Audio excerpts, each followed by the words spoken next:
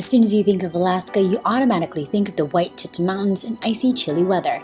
Although that may have been the case when I recently visited, there is much more that the icy state has to offer. First stop on the Alaskan tour was in Ketchikan. In this town, I really wanted to see some wildlife, so I went looking, and I was able to see eagles, whales, and even got up close and personal with an owl.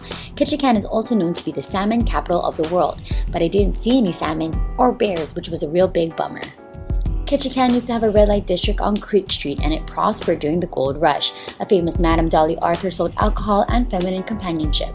She had a famous saying, "You can get hammered and nailed at Dolly's for just $5." And touring the house, what was interesting were the flower decorations on the shower curtain. Tour guide said that the flowers were made out of silk condoms. The center of transportation to the Klondike goldfields surround themselves with the small town of Skagway. The White Pass and Yukon route trains are still in operation, allowing people to tour the town. The interesting part of the town, though, is on Broadway Avenue.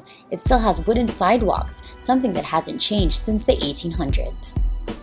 A must-do in Skagway is the Gold Rush Cemetery hike to the Lower Reed Falls. It's a 2.5-mile walk past several graves.